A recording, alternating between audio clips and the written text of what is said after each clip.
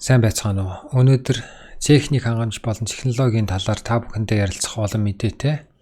Жишээлх юм бол Nvidia-гийн шинээр гарах гэж байгаа 50 цувралын дүрсний карт, график карт гэж нэрлэе. Түүнчлэн AMD компани удахгүй гарах гэж байгаа 8000 цувралын график карт болон CPU-нууд түүнчлэн Intel компани гаргаад удаагүй байгаа 200 Core Ultra 200 цувралын CPU-нуудын талаарх мэдээ болон удахгүй гарч байгаа шинэ график картуудын талаар ярилцах гэж байна. Тэгээд эхний мэдээ гэх юм бол 25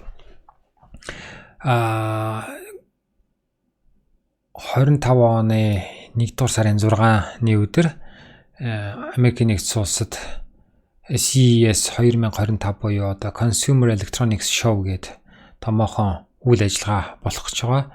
Тэгээд энэхүү арга хэмжээндээр Nvidia компани захирал Jensen Huang та бүхэн одоо дэлгэцэн дээр харж байгаа энэ хүн маань болохоор одоо үйл ажиллагаа танилцуулахын зэрэгцээгээр компани одоо 50 цувралын шинэ график картуудыг зарланаа гэсэн хүлээлттэй байгаа. Ийм мэдээ бол яваад нэлээд удаж байгаа. Тэгээд энэхүү карт маань болохоор 40 цувралын картны одоо шууд залгамжлагч. Тэгээд манайхан бол одоо мэдж байгаа Nvidia RTX 4060, 4070, 4080, 4090 гэх картуудын дараагийн хувилбар буюу одоо 50-тай хувилбарууд гарах гэж байна гэсэн үг.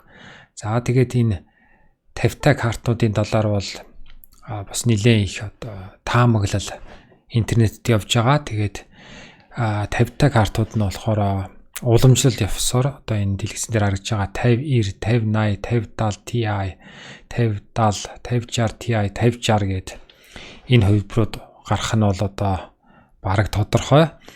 Тэгээд мэдээж хамгийн сайн карт нь бол 5090 гээд карт байх болно. Энэхүү карт болон 5080 карт тэгээ магадгүй 5070 Ti гээд одоо картуудыг саяны дурдсан CES 2025 гээд хурал дээр Jensen Huang зарлах баха одоо шинэ 50 цувралыг. Тэгээ ер нь компаниуд шинэ график карт одоо худалдаанд зах зээлд нийлүүлэхдээ хамгийн хүчтэй одоо flagship гэж нэрлэдэг байгаа манлайлагч тийм картуудаа эхэлж танилцуулж худалдаанд гаргадаг. Тэгээ хүмүүсийн хүлээлт бол үндсэндээ бол одоо энэ дэлгэцэн дээр харж байна 25 оны 1-р сард болохоор энэ 5090 болон 5080 картуудыг зарлж худалдаанд гаргаад тэгээ 2-3 дугаар саруудад 5070 Ti, 5070 гэсэн картуудыг гаргах болов гэсэн ийм мэдээлэл таамаглал явж байгаа. Тэгээ хүмүүсийн хамгийн сонирхож байгаа карт бол мэдээж 5090 гээд карт. Энэ болохоор шин цувралын хамгийн хүчтэй карт байгаа. Тэгээ энэхүү картыг болохоор энэ карт маань болохоор үндсэндээ 4090 картын залгамжлагч гэж хэлж болно. Одоогоор манай хэрэглэгчдийн одоо сайн танил хамгийн хүчтэй график карт байгаа ердийн хэрэглээнд. Гэтэл энэ 5090 карт нь тус 4090 картаасаа бас даруй нэлээд олон хувиар илүү үзүүлэлттэй байх болов гэсэн юм мэдээлэл таамаглал явж байгаа. Жишээлх юм бол та бүхэн харж байна. CPU core гэдэг дээр өмнөх картаасаа 33% илүү байх болов гэж байна. Түүнчлэн шинэ GDDR7 энэ санах хэрэгжилж байгаа. Энэ нь болохоор 32 GB болж байгаа. Өмнөх карт маань болохоор 24 байсан. Тэгэхээр энэ нь бас 33% ахицтай. Memory bus гээд одоо хэр өргөн цар өрөөтэйгээр энэ санах ойгоо ашиглаж болох уу гэдэг 512 бит. Өмнөх нь болохоор 384 байсан. Бас 33%. Тэгээ үүнийгээ дагаад бас шаардлагаж байгаа тэжээлийн хүчин чадал болохоор 600 Вт. Өмнөх нь болохоор буруу санааг бол 480 байсан билүү тэр хавцаа 33%-аар.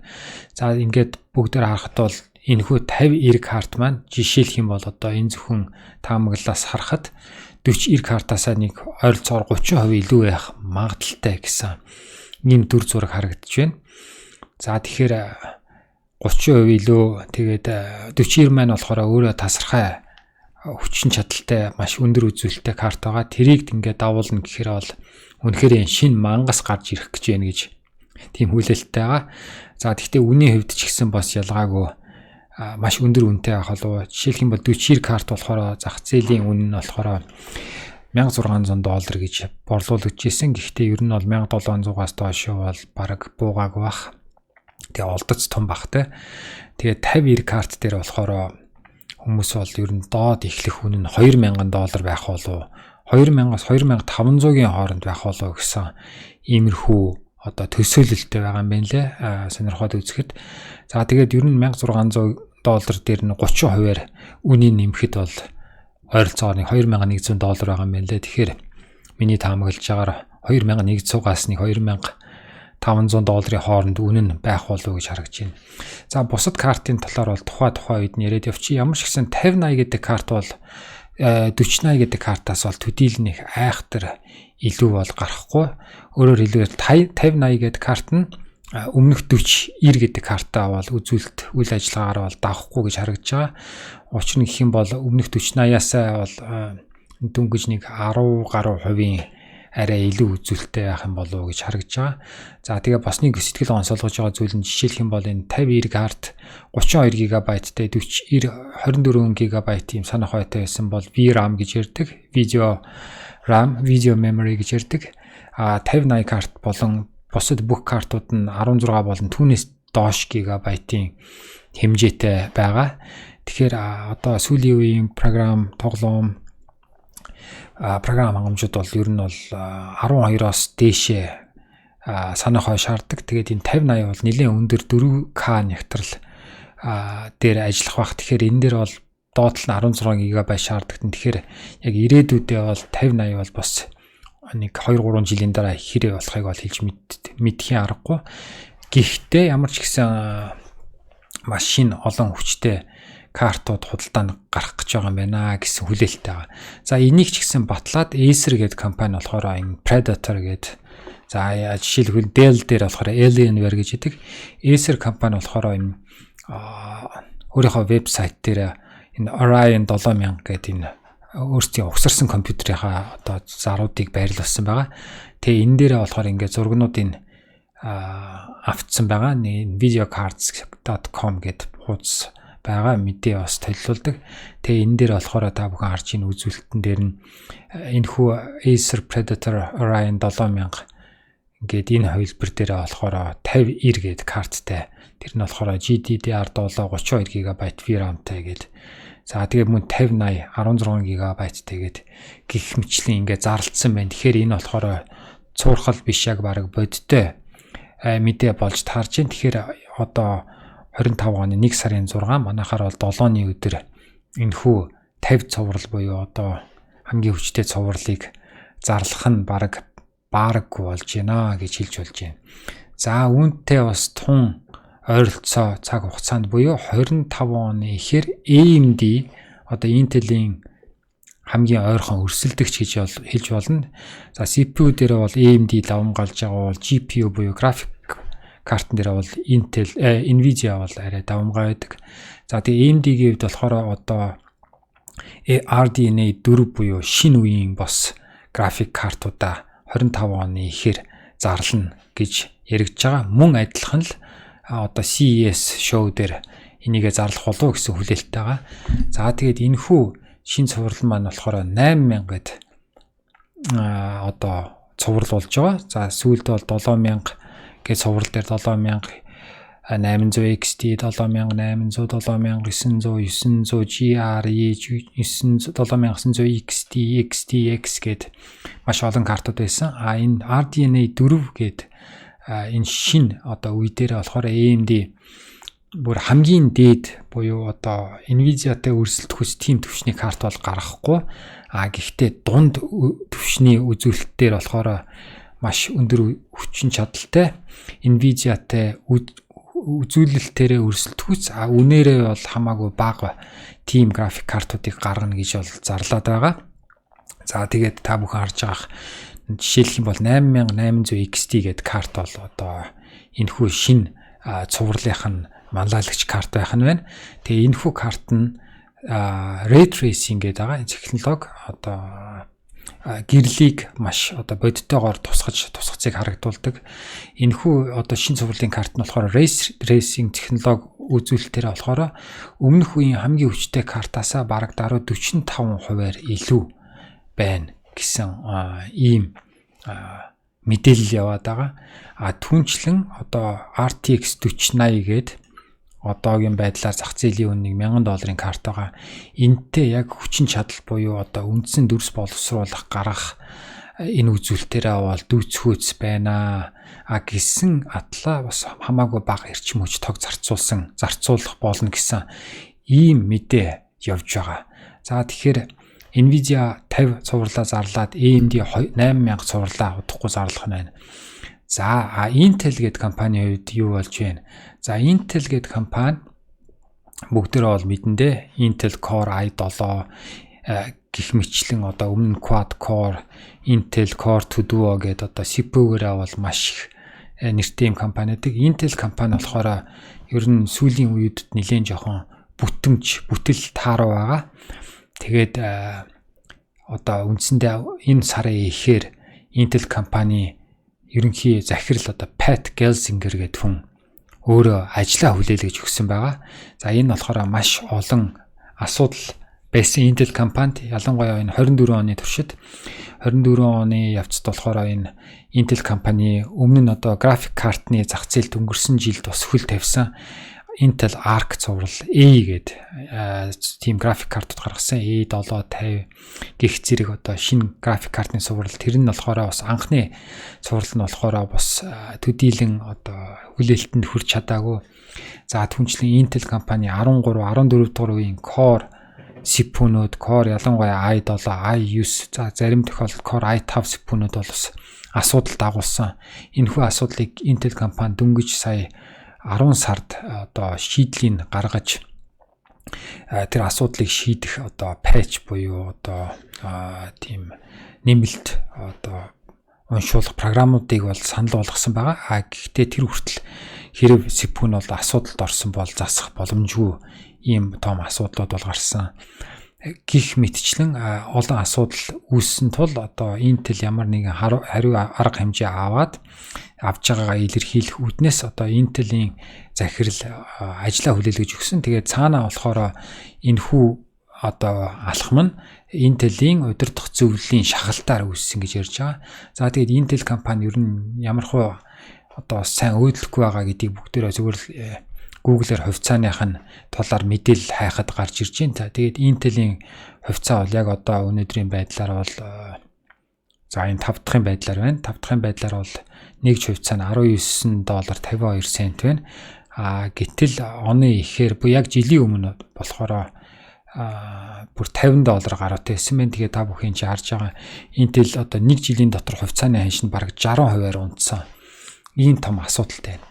За гэхдээ одоо Intel-ийн муу мэдээ нүгээр дуусч जैन. Тэгээд Intel компани сая энэ сарын дундуур одоо Intel Arc цувралынхаа B гэдэг одоо 2 дугаар үеийн график картуудаа худалдаанд гаргаж эхэлсэн. Тэгээд энэний эхний карт нь болохоор Intel Arc B 580 гэдэг 580 гэж хэлэх юм уу? Intel Arc B 580 гэдэг энэхүү карт байгаа. Тэгээд энэхүү карт нь болохоор за энд одоо мэдээлэл нь гарч ийн 12 сарын 12-нд худалдаанд гарсан.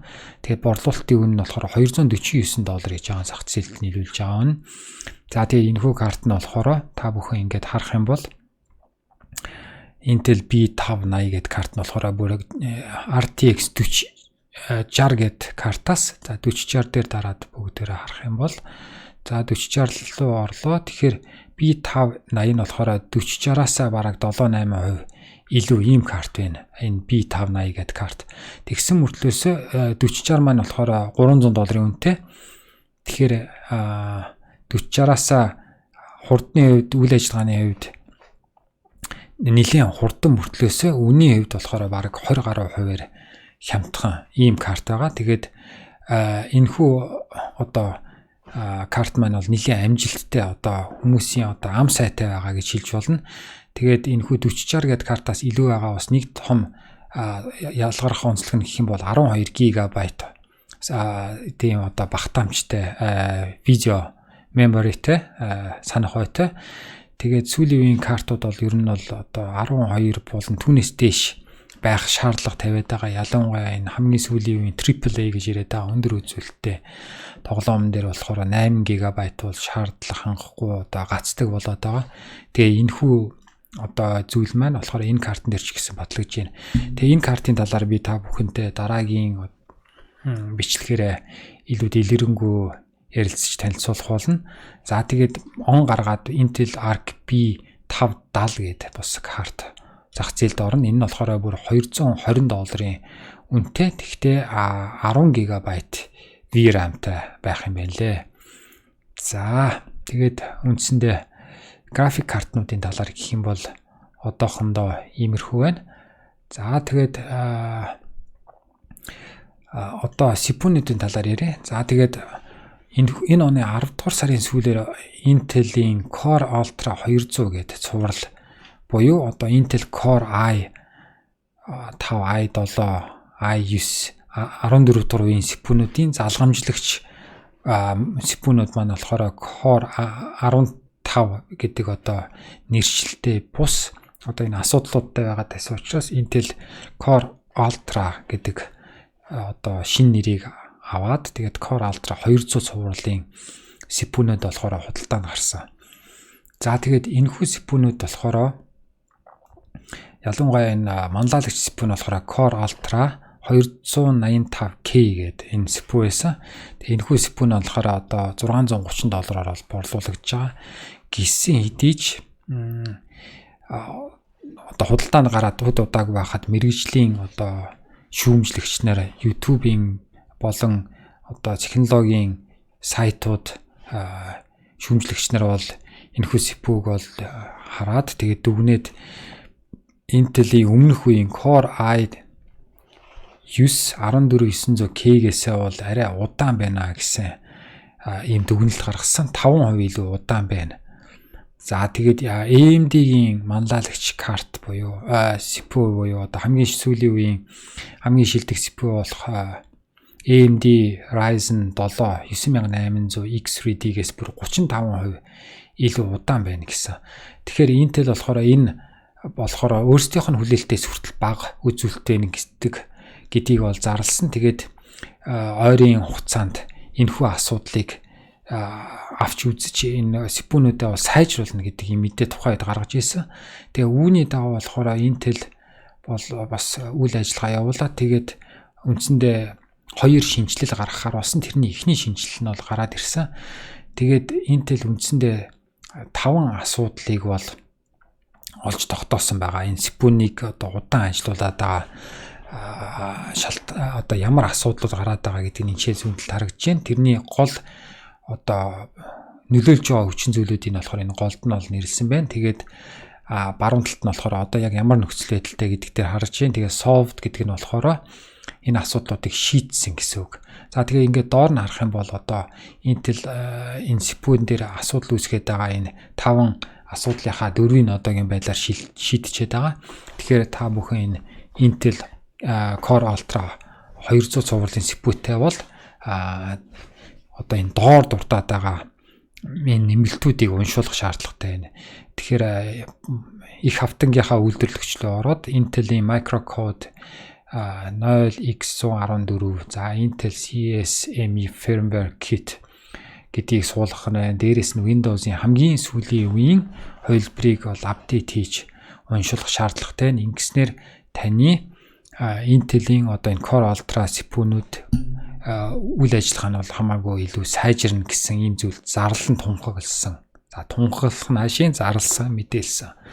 За тэгэнгүүт мэдээж нөгөө шүүмжлэгч нар болон мэрэгжлийн техник болон технологийн энэ мэдээлэгч нар болохоор энэхүү CPU-г бол дахиж туршилтанд оруулж туршсан байгаа. Тэгээд тэрдгээрээс үнэхээр энэ CPU-н сайжирч үгүй юу гэдгийг бол бүгдээрээ бас үр дүнтэй товч танилцъя гэж бодож байна. За тэгээд нөгөө hardware unboxed гэдэг бас ийм сувг байдаг YouTube дээр. Эдгээр нь болохоор ялангуяа энэ сүүлийн үеийн хамгийн одоо өндөр үзүүлэлттэй гейминг тал дээр өмнөх үеийн Core i9-14900K-тэй энэхүү хамгийн сүүлийн үеийн CPU-г харьцуулсан. Тэгээ анх харьцуулахад бол сүүлийн үеийн CPU нь болохоор 6% илүү удаан байсан өмнөх үеэс. За энэ олон шинжлэлийг уншуулсны явцад энэхүү өөрчлөлт бол нэг айхтар нэмэлтүүд өөрчлөлт авчираагүй гэдэг үр дүнд хүрч байгаа. Ялангуяа өмнөх үетэйг харьцуулахад бол яагаад гэвэл Core i9-14900K та бүхэн одоо дэлгэцэн дээр харж байгаа. Ихэнх сүүлийн үеийн тоглоомнууд дээр илүү за ганцхан энэ Last of Us Part 1 гэдэг энэ тоглоом дээр бол 10-аас илүү хувийн удаан бус дээрээ болохоор ер нь ойролцоо юм илүү хурдан. Тэгээд нийлбэр дүнгээрээ зүүн дээд болонд харж байгаа та бүхэн энэхүү хуучин өмнөх үеийн CPU нь болохоор Core Ultra 285K-с болохоор 5% илүү хурдан байна гэсэн. За тэгвэл AMD-тэй харьцуулж байгаа. AMD-гийн хамгийн хурд. За AMD руу орохын өмнө бас энэ нөгөө шинэ үеийн CPU маань болохоор эрчим хүч болон тог зарцуулалтаараа хамаагүй бага гэж зарлж байгаа. За тэр бол ялчгүй та бүхэнд энэ доор харагдаж байна. За өмнөх үеийн Intel Core i Ultra Core i9-14900K болохоор маш их эрчим хүч зарцуулалттай, халалттай тэгээд маш их асуудал дагуулж исэн. Тэгвэл энэ шинэ үеийн CPU маань болохоор 145 Вт эрчим хүчийг зарцуулж байна. Cyberpunk гэдэг тоглоомн дээр. За тэгэхээр энэ нь болохоор бас нэлээд 30-40% бараг эрчим хүчний хэмнэлттэй харагдаж байгаа. Гэсэн хэдий ч гэсэн яг жишээлх юм бол энэ ягаанаар тэмдэглэсэн байгаа Ryzen 9800X3-гээ сүүлийн үеийн CPU-тэй бол харьцуулахад бараг 70-80% ч юм уу илүү эрчим хүчний зарцуулалттай харагдаж байна. За тэгээд AMD Ryzen 7800X3-гээд хамгийн дээр харагдаж байна. Энэ бол үнэхээр сүүлийн 2 жилийн хувьд болохоор ер нь маш сайн гэж яригддаг гейминг тал руугаа хамгийн шилдэг CPU гэж ярьж байгаа. Тэрнтэй харьцуулах юм бол бараг эрчим хүчний зарцуулалт нь 2.5-3 дахин илүү байгаа гэж харагдаж байна. Тэгэхээр ямар ч гэсэн Intel-ийн хувьд бол сайжралт бол гарсан, ахиц бол гарсан. Гэхдээ бас яг AMD-тэй харьцуулахад бол ялангуяа энэ эрчим хүч зарцуулалтын дээрээ бол арай болоогүй байгаа гэж харагдаж байна. За харин үйл ажиллагааны хувьд ямар байна гэд харьцуулсан байгаа. За тэгээд үйл ажиллагааны хувьд харьцуулах юм бол яг энэ шинэ CPU-нууд гарах үед туршилт хийсэн байгаа. Тэгэхэд бол анх энэ 9800X3D гэдэг CPU маань болохоор бараг 34-5% илүү хурдан байна гэж гарч ирсэн Core Ultra 285K-с.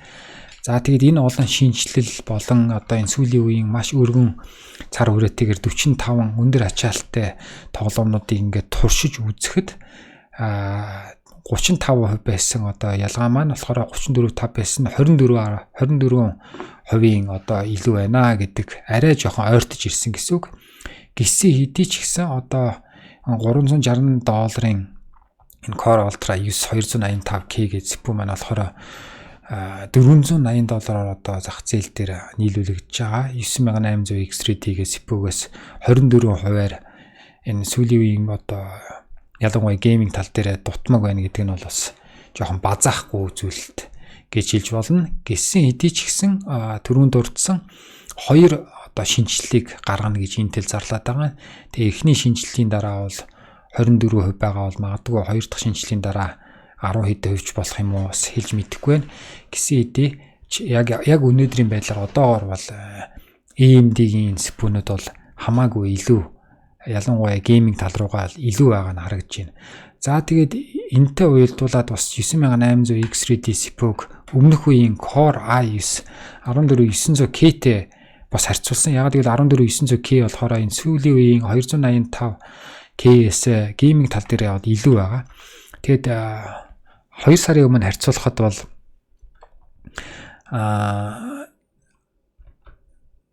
энэ Core i9 14900K болохоор нэг 27% гэж хэлсэн баха илүү удаан байна гэж хэлсэн бол одоо энэ олон нэмэлт патчуудын дараа 18%-аар илүү удаан байна гэсэн байна. За тэгэхээр энэ 18 гэдэг бол бас гэхдээ л бас нэлээд том үзүүлэлт. Гэхдээ бас Intel ямар ч гэсэн ахиц гаргаж байна. Тэгээ Intel-ийн CPU-нуудыг бас сайжруулах гэж чармааж байна. Шинээр график карт гаргаж ийн гэхээр 25 он бол Intel-ийн хувьд бол магадгүй 24 оныг бол арай илүү ээлтэй, илүү амжилттай жил байх болов гэж харагдаж байна. За тэгээд үндсэндээ яг энэ шинээр гараад байгаа энэ Core Ultra 285K гэж CPU маань яг одоо энэ гейминг тал дээрээ бол 12 дугаар үеийн i9 болон 14 дугаар үеийн i9-ийг дундах нь байрлаж гэн л гэж хэлж болохоор байна. Тийм учраас яг Intel-ийн CPU-нд үнэнч байя гэх юм бол эсвэл нэг 14900K гэж CPU-г аваад тэр нөгөө шинжил апдейт патчуудыг уншуулад нөгөө илэгдэл хорогдлоос хамгаалаад явах, эсвэл найдвартай баараггүй одоо зүгээр аваад шууд хэрэглээ илэгдэл хорогдолд орсон гих айдас үзгүй байя гэх юм бол шууд 12 дугаар үеийн 12900K гэж CPU-г аваад хэрэглэх нь бол энэ хамгийн сүүлийн үеийн энэ хамгийн үнэтэй тэгсэн мөртлөөсөө бас арай жоохон бас үзүүлэлт арай бага энэ CPU-нүүдтэйг бол арай гүйцэхгүй байна. За тэгээд 1% loss гэж бас байдаг байгаа. Энэ нь болохоор жишээлх юм бол за сая бол харуулад байгаа үзүүлэлтүүд болохоор энэ одоо эргээд харах юм бол FPS гэдэг зүйлийг илэрхийлж байгаа. Жишээлх юм бол хамгийн дээр Assetto Corsa гэдэг одоо энэ уралдааны симуляц байдаг. Энэ дээр болохоор 61 FPS-ээр илүү байна. FPS гэж юу хэлээд байгаа юм гэхээр 1 секундэд дүрс рүү өгж байгаа одоо дэлгэц рүү өгж байгаа дүрсний тоо. Тэгэхээр энэ их өндөр байх тусмаа сайн гэсэн үг. 1% low гэхээр таны одоо тухайн график карт буюу дүрсний карт 100 дүрс өгөхөд хамгийн удаан одоо муу ажилласан 1% аваад тэрний дунджийг нь гаргаж ирэхийг 1% low гэдэг байгаа. Тэгэхээр одоо хамгийн муудаа ажиллаж байгаа хамгийн муу нь гэхээр бүр 0.1% low гэж байгаа. Гэхдээ 1% low гэдэг нь болохоор одоо хамгийн муу 1% авч жишж байгаа. Тэгэхээр тэрэн дээрээ болохоор энэ 9800X3D болохоор 14900K-гээс 22%-аар илүү. Ер нь average FPS буюу дундаж FPS дээр 18% гэдэг. За ер нь дундажлаад авах юм бол Ryzen-ийн CPU болохоор нэг 20%-аар илүү байна гэж хэлж болохоор энэ өнөөдрийн нөхцөл байдалтай л. За тэгээ бусад дараагийн мэдээ рүүгээ эргээд орцгоё. За сая болохоор энэ Intel-ийн CPU patch болно. Тэгээд энэ patch-ууд нь ямар өөрчлөлтийг дагуулсан байдгийг бол бүгдээрээ харлаа. За тэгээд ер нь бол энэ CPU-нууд нь сүүлийн Core Ultra CPU ялангуяа энэ 285K эднэр бол борлуулалт болон эрэлт багатай байгаа гэсэн мэдээлэл яваад байгаа. Яг тэгэл үүний хувьд айхтар өндөр, тэгээ үзүүлэлтийн хувьд бол төдийлсөн сайн биш. Intel-ийн хувьд ч гэсэн энэ зарагдаа дууссан CPU-нүүдэд ч гэсэн нөхөж одоо зах зээл рүү нийлүүлэх нь бага байгаа гэж ярьж байгаа. Тэгээд цаашд магадгүй шинжилгүүд нь гарснаар CPU-ний борлуулалт нь бол буцаад нэмэгдэх бах гэж яригдж байгаа.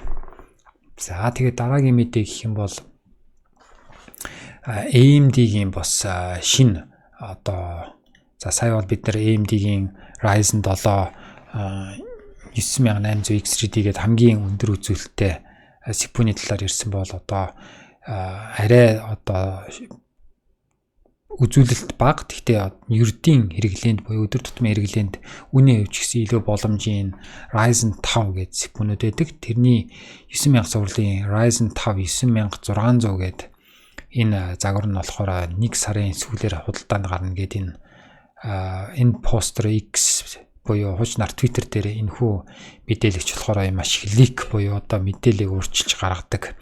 Энэ хүн бол ийм мэдээлэл гаргасан байна. Тэгэхээр шинэ он гаргаад AMD-гийн Ryzen 9000 сурлын шинэ CPU-нууд гарах нь байна худалдаанд. За тэгээ энэ хүн мэдээлэл хүн маань болохоор бас түнчлэн 1 сарын сүүлээр Ryzen-ы дараагийн одоо 12 цөм бол 16 цөмтэй X3D чипүүд буюу CPU-нууд бол худалдаанд гарна гэж байгаа. Энэ нь юу хэлээд байна гэхээр түрүүн бидний яриад байсан 9800 X3D-гийн дараагийнх буюу 9900 X3D хэлж байгаа 12 цөмтэй 9950 X3D гээд CPU-нууд мөн он гаргаад худалдаанд гарах нь байна. За гэхдээ эдгээр энэ олон цөмтэй байгаагаараа яг productivity буюу одоо мэдээлэл өгдөл боловсруулах видео засвар хийх ч гэдэм үү тэр тал дээрээ бол илүү ашигтай, илүү үзүүлэлттэй байдаг боловч гейминг тал дээрээ болохоор нөгөө 3DV cache нь адилхан л яг нэг чиплет буюу одоо нэг л 8 цөм зориулсан тийм технологи X3D байдаг болохоор илүү хурдан 9800-аас яг гейминг тал дээр бол илүү хурдан биш байна гэдгийг болохоор за энэ нэг сайт байсан. Энэний за одоо гараад ирлээ. Энэ CPU-нууд бол ирж байгаа боловч хүлээлт одоо тэр олон бүх цөмөнд нь тэр 3DV cache гэдэг тэр нөгөө шинэ технологи нь бол орохгүй гэж хэлж байгаа. Энэ тэгэхээр юуг илэрхийлж байна гэхээр 9800-аас энэ хүү шинэ CPU-нууд болохоор ялангуяа гейминг тал дээр болохоор илүү гарахгүй гэдгийг л илэрхийлээд байгаа. Гэхлээч гэсэн тохируулаад 9800 X-Ray рүү бол ер нь бол дөхөж ирнэ гэж ойлгож болно. Гэлээ гэхдээ үнийн дүнгийн хувьд мөн хамаагүй өндөр байх болно.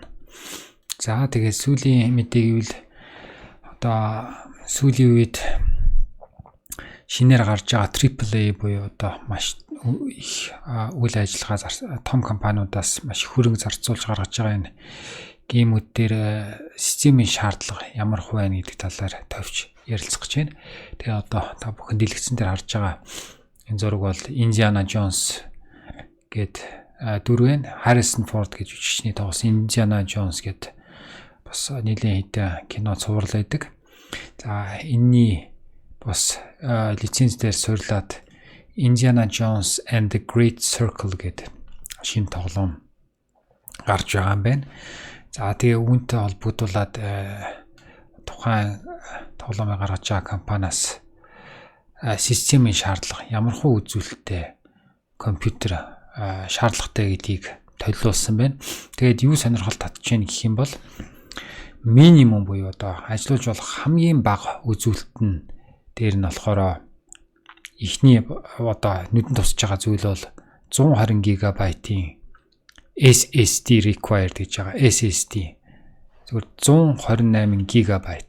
Тэгэхээр одоо 120 GB-ийн 128 GB-ийн Windows үйлдвэрлэлийн систем суусан SSD хүрлцэхгүй гэсэн үг. Тэгэхээр багадаа 240 GB-ийн SSD-тэй байх шаардлагатай болчихж байгаа. Тэгээд тэрнээс илүүтэй юу онцлог харагдаж байна гэхээр график карт дээр нь болохоор GPU hardware ray tracing required гэдэг зөвхөн ray tracing технологиг дэмждэг ийм сүүлийн үеийн тийм технологийн дүрсний картууд доод үзүүлэлтээр энэ хүү Indiana Jones and the Great Circle-ыг ажилуулахад шаардагдж байгаа юм байна.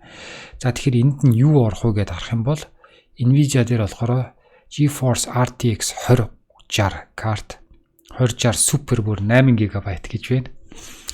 За тэгээд AMD дээр болохоор 6600 8 GB 6600 эсвэл Intel-ийн Arc A580 гэдэг энэ картуудыг ярьж байна.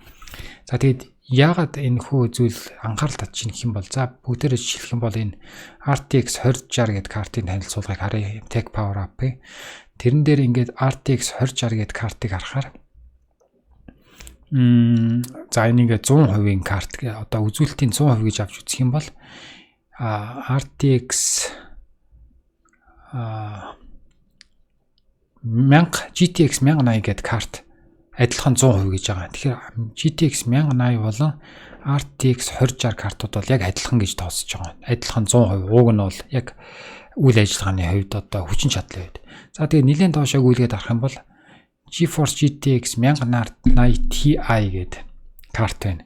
Энэ болохоор 127% болчихж байгаа. Тэгэхээр RTX 2060-аас бараг 27.8% илүү уг нь хүчин чадалтай, илүү үзүүлэлттэй. За VRAM-ийн хувьд болохоор энэ 2060 болохоор 6 GB 2060 Super нь болохоор 8 GB-тай. За 2060 Super гэд картыг авч үзэх юм бол за энэ сая ахиал алдаа гарч байна. Тэгэхээр энэ хүү 1080 Ti карт нь бүр 11 GB видео RAM-тай. Тэгээд 2060-аас бүр 27%, 2060 Super-ээс ч ихсэн бас бараг 15% илүү хурдан карт байгаа боловч энэ нөгөө ray tracing technology гэдэг нь hardware ray tracing гэдэг нь байхгүй учраас одоо энэ хүү жишээлх юм бол Indiana Jones and the Great Circle-ыг ажиллуулах боломжгүй болчихж байгаа. Тэгэхээр одоо яг одоо энэ чинь болохоор нэлийн одоо өмнөх үеийн дүрсний картууд л та. Тэгвэл бас үүний хувьд 2060 нь болохоор одоо second hand зах зээл дээр болохоор нэг 500 орчим мянган төгрөгөөр зарагддаг бол 1080 Ti гэдэг энэ GTX 1080 Ti болохоор уг 650 мянган төгрөг гэдээ харагдаж байна лээ. Тэгэхээр уг 150 мянган төгрөгөөр илүү карт үзүүлэлтийн хувьд ч гэсэн одоо 25-6% илүү мөртлөөсөн. Нөгөө ray tracing технологи нь байхгүй учраас энэхүү жишээ нь Indiana Jones гэдэг энэ зүйл дээр болохоор ажиллах боломжгүй болчихж байгаа. Тэгэд бас нэг жишээ авах юм бол Final Fantasy гэдэг 7 байдаг. Энэ нь болохоор 1997 онд PlayStation 1 гэдэг консол дээр гарч ирсэн. Тэгээ энэ маш одоо хүмүүсийн сайшаал үрдсэн 7 болохоор Square Enix компаниас энэхүү 7-г Final Fantasy 7-г шинээр одоо ремейк гэж хэлэх юм уу гаргаж байгаа. Тэгээд энэ 3 анги болгож хуваагаад одоо 2 дахь анги нь гэх юм уу 2 дахь хэсэг нь 25 оны 3 сард худалдаанд гарах гэж байгаа. Тэгээ энэ мөн л адилхан та бүхэн зүүн талд харж байгаа. GPU гэдэг энэ гол хэсэг дээр RX 6600, Intel Arc A580 эсвэл Nvidia GeForce RTX 2060 гэж байгаа. Энэ болохоор мөн л адилхан нөгөө ray tracing гэдэг технологид болон энэ хамгийн доор Note гэдэг дээр DirectX 12 Ultimate гэж хэлж байгаа. Тэгээ энэ Ultimate DirectX 12 дээр нүцэндээ shader model 6.6 variable rate shading, mesh shading гэх мэтлэн энэ шин технологиуд орсон. Тэгэхээр энэ hardware ray tracing гэдэг зүйл бас мөн байгаа. 1080 бол 1080 Ti карт нь жишээлх юм бол одоо энэ дэлгэцэн дээр байгаа 2060 картаас хамаагүй илүү юм адилхан боловч тэгээд одоо жишээлбэл саяны Indiana Jones эсвэл одоо энэ Final Fantasy 7 Rebirth гэдгийг бол ажиллуулж чадахгүй нэ. Тэгэхээр 1000 буюу GTX картууд болон түүний өмнөх 900 суурлын картууд бол одоо яалчгүй сүүлийн үеийн одоо програм хангамжлалын дээр бол ажиллаж дийлэхгүй цаг үе бол эхэлж байгаа юм байна гэдэг ийм мэдээллийг бол бидэнд олгож байна.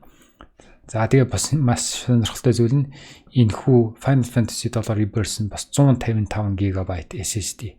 Тэгэхээр нөгөө Indiana Jones болон энэ хоёрыг нийлүүлээл 280 GB гэдэг чинь одоо бараг 480 буюу 500 GB SSD-г бол жишээ энэ хоёрыг бол суулгаад ажиллуулахад цаана Windows Office гэж тооцох юм бол ерөөсөө бараг хангалтгүй болчихж байна.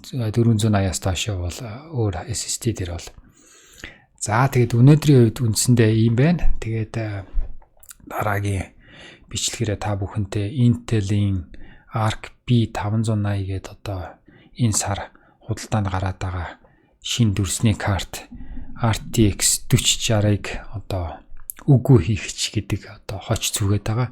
Энэ хүү шинэ карт нь ямар хуу үйл ажиллагаатай байна, хэр зэрэг зохимжтой байна, гих зэрэг мэдээллээр иргэн уулзах болно. Та бүхэнд анхаарал хандуулсанд баярлалаа. Дараа дахин уулзлаа. Түр баяртай.